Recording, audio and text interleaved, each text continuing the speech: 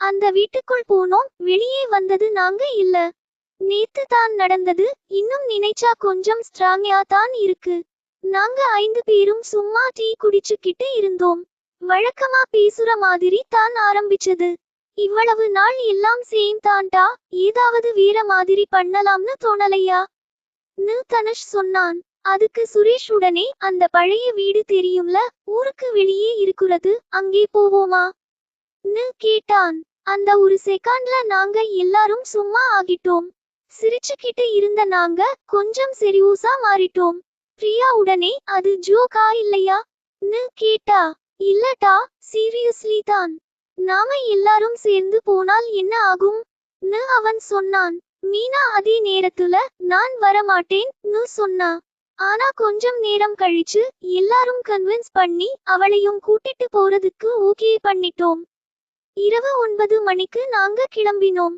ஆரம்பத்துல எல்லாம் நார்மலா தான் இருந்தது. ரோட்ல லைட் இருந்தது, டிராஃபிக் இருந்தது. ஆனா கொஞ்சம் கொஞ்சமா ஊரை விட்டு வெளியே போனதுமே ரோட் எம்டி ஆக ஆரம்பிச்சது. ஸ்ட்ரீட் லைட் கம்மி, சுற்றுள்ள மரங்கள் மட்டும், காற்று மட்டும் சத்தம் போட்டுக்கிட்டு இருந்தது. டா, ஆல்ரெடி ஃபீல் கொஞ்சம் ஏடா இருக்கு ன்னு மீனா மெதுவா சொன்னா. அட, ரிலாக்ஸ், இன்னும் எதுவும் ஆரம்பிக்கலையே ன்னு அருண் சிரிச்சான். சுமார் 20 நிமிஷம் போனதுக்கு பிறகு அந்த வீடு தெரிஞ்சது. தொலைவுல இருந்து பார்த்ததும் அது ஒரு நார்மல் வீடு மாதிரி இல்ல. பெரிய கட்டிடம், பாதி உடைந்த மாதிரி, ஜன்னல்கள் அசையுது, கதவு சாய்ந்து இருந்தது. நாங்க பைக் நிறுத்திட்டு சில நிமிஷம் பேசாம நின்னோம். நம்ம உண்மையாவே உள்ளே போறோமா ன்னு பிரியா கேட்டா. இப்போ வந்துட்டு திரும்பி போறதா ன்னு சுரேஷ் சொன்னான். அதுக்கப்புறம் யாரும் எதுவும் சொல்லல. நாங்க நேரா கதவுக்கு நடந்தோம். அருண் கதவை தள்ளினான். அது திறக்கும்போது வந்த சத்தம் இன்னும் காதுல இருக்குது. உள்ளே போனதும் குளிர்ந்த காற்று, தூசி வாசனை. ரொம்ப நாளா யாரும் வரலன்னு தெரியுது. நாங்க போன் டார்ச் போட்டுக்கிட்டு மெதுவா நடந்தோம்.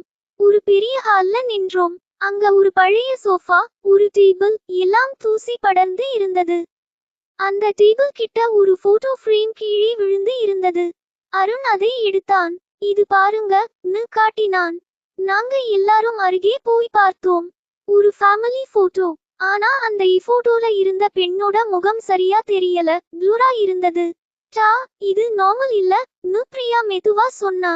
ஓர் போட்டோடா, டேமேஜ் ஆயிருக்கும் ன்னு சுரேஷ் சொன்னான். ஆனா அவன் குரல் கான்ஃபிடென்ட் இல்ல. அந்த நேரத்துல மேல இருந்து ஒரு சத்தம், டம் டம். நாங்க எல்லாரும் உடனே மேல பார்த்தோம். யாராவது இருக்காங்களா ன்னு மீனா கேட்டா. அட, ஏதாவது அனிமல் இருக்கும் ன்னு தனுஷ் சொன்னான். ஆனா அந்த சத்தம் மறுபடியும் வந்தது. இந்த முறை கொஞ்சம் ஸ்லோவா. அந்த இடம் சடன்லி ரொம்ப அமைதியா ஆயிடுச்சு. நாங்க பேசாம ஒருவரை ஒருவர் பார்த்தோம். நம்ம மேல போய் பார்க்கலாமா ன்னு சுரேஷ் கேட்டான். யாருக்கும் போகணும்னு தோணல, ஆனா யாரும் வேண்டாம் ன்னு சொல்லல. நாங்க மெதுவா ஸ்டேர்ஸ் ஏற ஆரம்பிச்சோம். ஒவ்வொரு ஸ்டெப்பையும் சத்தம். மேல போனதும் ஒரு நீண்ட காரிடார். முழுக்க இருள். அதுல ஒரு ரூம் டோர் மட்டும் பாதி திறந்திருந்தது. அதுக்குள்ள இருந்து மெதுவா ஒரு குரல் வந்தது. நீங்க வந்துட்டீங்களா? நாங்க ஃப்ரீஸ் ஆயிட்டோம். அது யாரோ பேசுற மாதிரி இல்ல, நம்மை காத்திருந்த மாதிரி. அருண் மெதுவா அந்த டோர் கிட்ட போய் நின்னான். டா, ஓபன் பண்ணாதே ன்னு மீனா ஆல்மோஸ்ட் கண்ணீர் வர மாதிரி சொன்னா. ஆனா அவன் ஆல்ரெடி கை வைத்துட்டான். கதவு மெதுவா திறந்தது. அந்த ரூம்குள்ள நாங்க டார்ச் போட்டோம். முதல்ல எதுவும் தெரியல. பிறகு மெதுவா ரூம் கார்னர்ல யாரோ நிக்குற மாதிரி ஷேடோ தெரிஞ்சது. அந்த ஷேடோ முதல்ல கிளியரா தெரியல. நாங்க டார்ச் லைட் ஸ்டேடியா போட்டோம். டா, அது என்ன ன்னு சுரேஷ் மெதுவா கேட்டான். யாரும் பதில் சொல்லல. மீனா என்னோட கை பிடிச்சு நின்றிருந்தா. அவளோட கை லிட்டரலி குலுங்கிட்டு இருந்தது. அருண் இன்னும் கொஞ்சம் ஃபாராடா போனான். யாரு அங்க ன்னு கேட்டான். அந்த ஷேடோ அசையவே இல்ல. சில செகண்ட்ஸ் முழுக்க சைலன்ஸ். அதுக்கப்புறம் மெதுவா அந்த ஷேப் கிளியர் ஆக ஆரம்பிச்சது. ஒரு மனிதர் மாதிரி, ஆனால் ஸ்ட்ரைட்டா நிக்காம கொஞ்சம் சாய்ந்த மாதிரி. டா, வெளியே போவோமா ன்னு பிரியா ஆல்மோஸ்ட் ஹிஸ்பெல்ல சொன்னா. அந்த நேரத்துல அந்த ஷேடோ சட்டனா மூவ் ஆயிடுச்சு. ஒரே செகண்ட்ல வால் பக்கமா ஷிஃப்ட் ஆயிடுச்சு. டா, பாத்தியா ன்னு தனுஷ் கத்தினான். அதுக்குள்ளே அந்த ரூம் டெம்பரேச்சர் சடன்லி டிராப் ஆயிடுச்சு. குளிர் ரொம்ப அதிகமா இருந்தது. எங்க பிரெத் கூட விசிபிளியா இருந்த மாதிரி ஃபீல். அருண் இன்னும் அந்த இடத்திலேயே நின்னான். இது நம்ம இமேஜினேஷன் இல்ல அவன் மெதுவா சொன்னான். அதுக்கப்புறம் அந்த ரூம்ல இருந்த டோர் தானா மெதுவா மூட ஆரம்பிச்சது. கீச் டா டோ னு சுரேஷ் ஓடி போய் தள்ளினான். ஆனா அது ஏவியா இருந்தது, யாரோ வெளியிலிருந்து தள்ளுற மாதிரி. நாங்க எல்லாரும் சேர்ந்து தள்ளி திறந்தோம். அதுக்கப்புறம் ஒரே ஓட்டம். காரிடோர் முழுக்க நாங்க ஓட ஆரம்பிச்சோம். பின்னாடி இருந்து அந்த சேம் குரல். இவ்வளவு சீக்கிரம் போயிட்டீங்களா? அந்த குரல் இப்போ ஸ்லியாரா கேக்குது. அது ஒரு பெண்ணோட குரல். ஆனா நார்மல் இல்ல, கொஞ்சம் எகோ மாதிரி. நாங்க ஸ்டேர்ஸ் இறங்கும் போது டம் டம் டம் எங்களை பின்தொடர்ற மாதிரி ஃபுட் ஸ்டெப்ஸ். டா வேகமா ஓடு னு தனுஷ் கத்தினான். நாங்க கீழே வந்ததும் அந்த ஹேலுக்கு வந்தோம். அங்க இருந்த அந்த போட்டோ ஃப்ரேம் இப்போ டேபிள் மேல நீட்லி வச்சிருந்தது. யாரும் அதை டச் பண்ணல. நாங்க ஃப்ரீஸ் ஆயிட்டோம். இது யாரு பண்ணது னு பிரியா கேட்டா. யாருக்கும் ஆன்சர் இல்ல. அந்த போட்டோவை மீண்டும் பார்த்தோம். இந்த முறை அந்த பெண்ணோட ஃபேஸ் பிளர் இல்ல, ஸ்லியாரா இருந்தது. அவள் நம்மை பார்த்து சிரிச்சுக்கிட்டு இருந்தா. அதே நேரத்துல பின்னாடி இருந்து ஒரு குரல், நான் இங்கதான் இருந்தேன். நாங்க ஸ்லோலி திரும்பி பார்த்தோம். ஹால் அன்றாயனில ஒரு பெண் நின்னிருந்தா. அதே போட்டோல இருந்தவள். ஆனா அவள் முகம் அது நார்மல் இல்ல. கண்கள் பிளாக், முகம் பேல், சிரிப்பு மட்டும் பெரியா. மீனா கத்தினா. அதுக்குள்ளே அந்த பெண் ஒரு ஸ்டெப் ஃபார்வர்ட் வந்தா. அவள் நடந்த சத்தமே கேட்கல. அவள் மூவ்மெண்ட்ஸ் முகா கிரவுண்ட் டச் பண்ணாம மாதிரி. நீங்க எல்லாம் ஏன் வந்தீங்க னு கேட்டா. அந்த குரல் நம்ம காதுல இல்ல, நம்ம ஏக்குள்ள கேட்குற மாதிரி. அருண் பேச முயற்சிச்சான். நாங்க சும்மா. ஆனா அவன் சென்டென்ஸ் முடிக்கல. அந்த பெண் சத்தனா அவன் முன்னாடி வந்துட்டா. ஒரே பிளிங்க்ல டிஸ்டன்ஸ் குறைஞ்சது. சும்மா வரக்கூடாத இடம் இது னு அவள் மெதுவா சொன்னா. அதுக்கப்புறம் லைட் எல்லாம் ஃபிளிக்கர் ஆயிடுச்சு. நாங்க எல்லாரும் பேனிக். வெளியே போ னு சுரேஷ் கத்தினான். இந்த முறை யாரும் யாரையும் வெயிட் பண்ணல. நாங்க நேரா டோர் நோக்கி ஓட்டினோம். டோர் ஓபன் பண்ணி வெளியே வந்தோம். ஃப்ரெஷ் ஏர் அடிச்சதும் தான் கொஞ்சம் பிரீத் பண்ண முடிஞ்சது. நாங்க பைக் ஸ்டார்ட் பண்ணி ஒரே வேகமா கிளம்பிட்டோம். யாரும் ஒரு வார்த்தையும் பேசல. அடுத்த நாள் காலை நாங்க எல்லாரும் மீண்டும் மீட் ஆனோம். நேத்து நடந்தது ரியலா இருந்ததா னு பிரியா கேட்டா. யாரும் ஸ்ட்ரைட்டா பதில் சொல்லல. அப்போ அருண் மெதுவா போன் எடுத்தான். நான் நேத்து அந்த போட்டோ கிளிக் பண்ணேன் னு சொன்னான். நாங்க எல்லாரும் அருகே போய் பார்த்தோம். அந்த போட்டோல நாங்க 5 பேரும் ஹேல்ல நின்னிருந்தோம். ஆனா நம்ம பின்னாடி அந்த சேம் பெண் நின்னிருந்தா. நேத்து பார்த்த அதே சிரிப்போட. அதுக்கப்புறம் நாங்க அந்த விஷயத்தை பற்றி பேசவே இல்லை. ஆனா ஒரு விஷயம் மட்டும் இன்னும் கிளியர் இல்ல.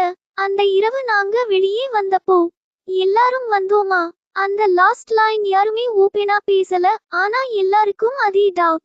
நம்ம எல்லாரும் வந்தோமா னு அந்த கேள்வி மின்ல இருந்தாலும் யாரும் அதை லூடா சொல்லல. அடுத்த சில நாட்கள் நாங்க எல்லாரும் நார்மலா பிஹேவ் பண்ண ட்ரை பண்ணோம். காலேஜ், வேலை, ருட்டீன் எல்லாம் சேம் மாதிரி. ஆனா ஒரு சேஞ்ச் இருந்தது. மீனா மட்டும் ரொம்ப சைலண்டா ஆகிட்டா. முன்னாடி அவள் தான் அதிகமா பேசுவா. ஜோக்ஸ், ஃபன் எல்லாம் அவளால தான் ஸ்டார்ட் ஆகும். ஆனா அந்த ஏனிதனுக்கு பிறகு அவள் காம். ஒரு நாள் நாங்க எல்லாரும் மீண்டும் மீட் ஆனோம். மீனா, என்னாச்சு? நீ சரியா இருக்கியா னு பிரியா கேட்டா. மீனா கொஞ்சம் ஹெசிடேட் பண்ணி, நான் ஒரு விஷயம் சொல்லணும் னு சொன்னா. நாங்க எல்லாரும் அவளை பார்த்தோம். நேத்து இரவு நான் தூங்கிட்டு இருந்தப்போ அவள் குரல் கொஞ்சம் குலுங்குது. எனக்கு யாரோ என் ரூம்ல நடக்குற மாதிரி சவுண்ட் கேட்டது. அது நார்மலா இமேஜினேஷன் இருக்கும் னு சுரேஷ் சொல்ல ட்ரை பண்ணான். ஆனா மீனா ஹெட் ஆட்டினா. இல்ல, நான் கண் திறந்தேன். டோர் பக்கம் யாரோ நின்னிருந்தாங்க. நாங்க எல்லாரும் சைலண்ட். யாரு னு தனுஷ் கேட்டான். மீனா ஸ்லோவா சொன்னா. அந்த வீட்டுல பார்த்த அதே பெண். அந்த ஒரு செகண்ட்ல எங்களுக்கு சில் அடிச்சது. நீ சூர்யா பார்த்தியா னு அருண் கேட்டான். ஆமா, அவள் என்ன பார்த்து சிரிச்சா. அப்புறம் அவள் சொன்னா, நீங்க மட்டும் வரலை, நானும் வந்துட்டேன். அந்த வார்த்தை கேட்டதும் யாருக்கும் பேச முடியல. அந்த நாளுக்கு அப்புறம் விஷயம் கொஞ்சம் சீரியஸா ஆக ஆரம்பிச்சது. மீனா மட்டும் இல்ல, நாங்க எல்லாருக்கும் சில ஸ்ட்ரேஞ்ச் விஷயங்கள் நடக்க ஆரம்பிச்சது. சுரேஷ் ஒரு நாள் கால் பண்ணான். டா, என் வீட்டுல லைட் தானா ஆஃப் ஆகுதுன்னு. ஸ்விட்ச் ப்ராப்ளம் இருக்கும்னு சொன்னேன். இல்ல, நான் ஸ்விட்ச் ஆஃப் பண்ணல, அது தானா ஆஃப் ஆகுது. அவன் குரல் சீரியஸ். அதே மாதிரி தனுஷ் சொன்னான். நான் மிரர்ல என்ன பார்க்கும்போது ஒரு செகண்ட்க்கு என் பின்னாடி யாரோ நிக்குற மாதிரி தெரிஞ்சது.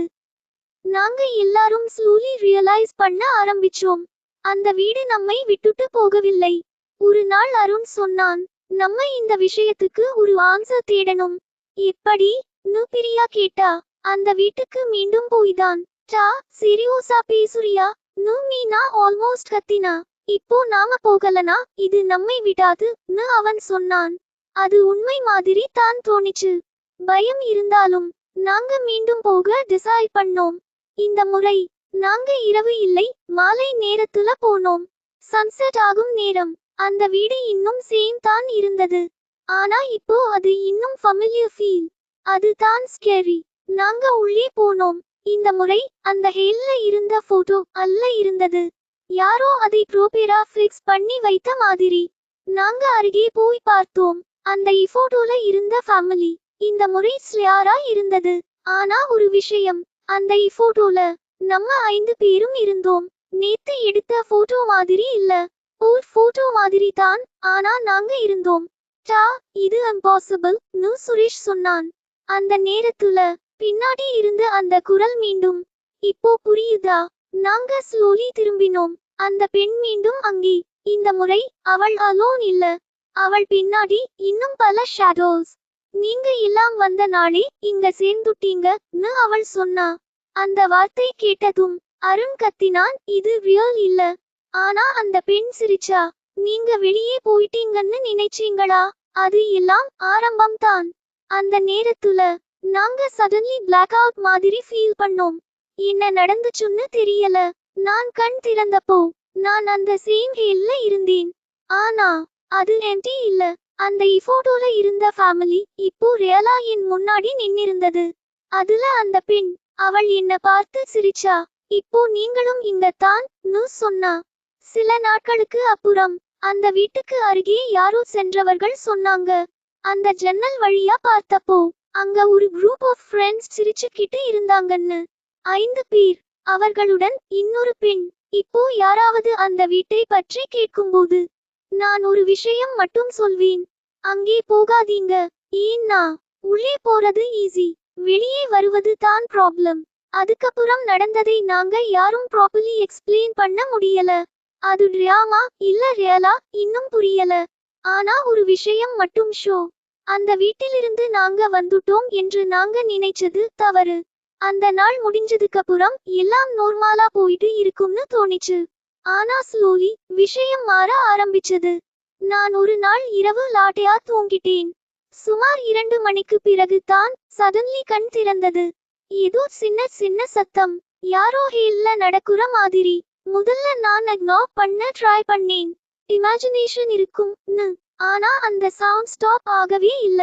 நான் மெதுவா எழுந்து டோர் ஓபன் பண்ணேன். ஹேல்ல லைட் ஆஃப், முழுக்க இருள். ஆனா விண்டோ வழியா கொஞ்சம் லைட் வந்தது. அந்த லிட்ல சோஃபா கிட்ட யாரோ உட்கார்ந்த மாதிரி ஷேடோ தெரிஞ்சது.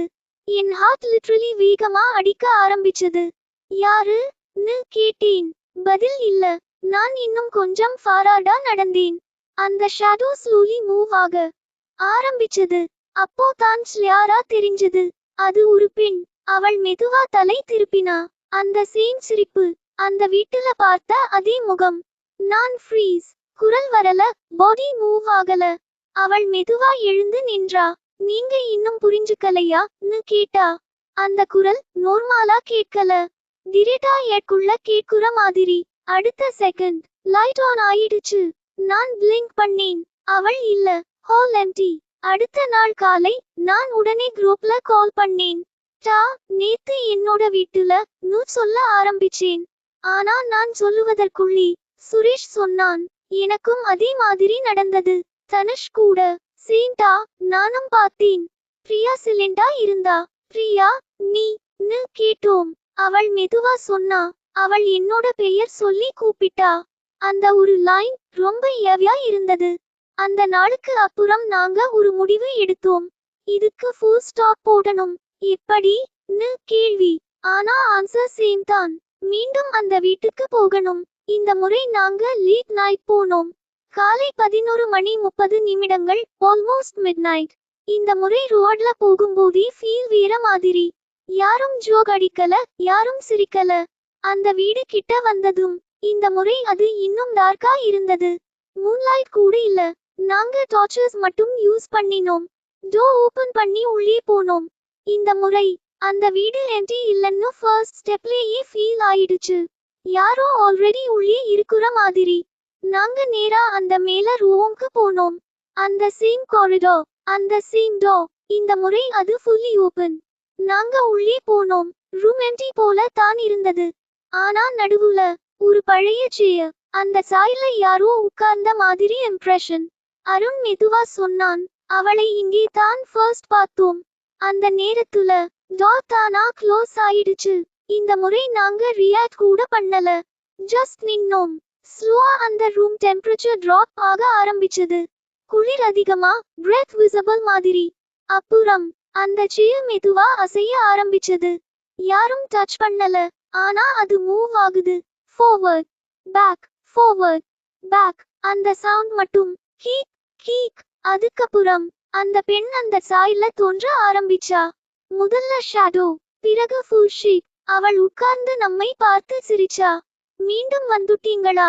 இந்த முறை நாங்க ஓடல. அருண் நேரா கேட்டான், நீ என்ன வேணும்? அவள் சிரிப்பு கொஞ்சம் மாறிச்சு. நீங்க எல்லாம் இங்க இருந்துட்டு போகணும். ஏன்னா நாங்க போக முடியல. அவள் பின்னாடி இருந்த ஷேடோஸ் மூவ் ஆக ஆரம்பிச்சது. அந்த ரூம் ஃபுல்லா ஃபிகர்ஸ். அந்த வீட்டுல இருந்த எல்லாரும் போல. நீங்க வந்த நாளே ரிப்ளேஸ் ஆயிட்டீங்கன்னு அவள் சொன்னா. அந்த வார்த்தை நம்மை லிட்டரலி ஷாக் பண்ணிச்சு. அந்த நேரத்துல நாங்க சடன்லி ஒரு விஷயம் ரியலைஸ் பண்ணோம். நாங்க வீட்டிலிருந்து வெளியே போனதுக்கப்புறம் நம்ம லிஃப்ல நடந்த சில விஷயங்கள் நினைவுலே இல்லை. டேஸ் மிஸ்ஸிங், டைம் கேப், அது எல்லாம் இப்போ சென்ஸ் ஆக ஆரம்பிச்சது. நாங்க வெளியே போகணும் பிரியா ஆல்மோஸ்ட் அழுது சொன்னா. அந்த பெண் மெதுவா எழுந்தா. நீங்க ட்ரை பண்ணலாம். அந்த டோர் தானா ஓபன் ஆயிடுச்சு. நாங்க ஒரே நேரம் ஓட்டினோம். ஸ்டேர்ஸ் இறங்கி ஹால் கிராஸ் பண்ணி மெயின் டோர். இந்த முறை அது ஓபன். நாங்க வெளியே வந்தோம். ஃப்ரெஷ் ஏர், மூன்லைட், எல்லாம் நார்மல் போல. ஆனா நாங்க திரும்பி பார்த்தோம். அந்த வீட்டுக்குள்ள ஜன்னல் வழியா நாங்க தான் நின்னு பார்த்தோம். அந்த சேம் 5 பேர். அவர்களுடன் அந்த பெண். அந்த நேரத்துல தான் புரிஞ்சது. வெளியே வந்தது நாங்க இல்ல. உள்ளே இன்னும் நாங்க தான் இருக்கோம். இப்போ சம்டைம்ஸ் நான் மிரர்ல என்ன பார்த்தாலும் ஒரு செகண்ட்க்கு என் பின்னாடி அந்த வீடு தெரியும். அந்த விண்டோ, அதுக்குள்ள அந்த பெண் சிரிச்சுக்கிட்டு இருப்பா. அதனால் தான் சொல்றேன், நீங்க எப்போதாவது அந்த மாதிரி அபேண்டன்ட் ஹவுஸ் பார்த்தீங்கன்னா சும்மா கியூரியாசிட்டிக்காக கூட உள்ளே போகாதீங்க. ஏன்னா அங்க யாராவது இருக்கலாம். அல்லது நீங்களே அங்கேயே இருந்துடலாம்.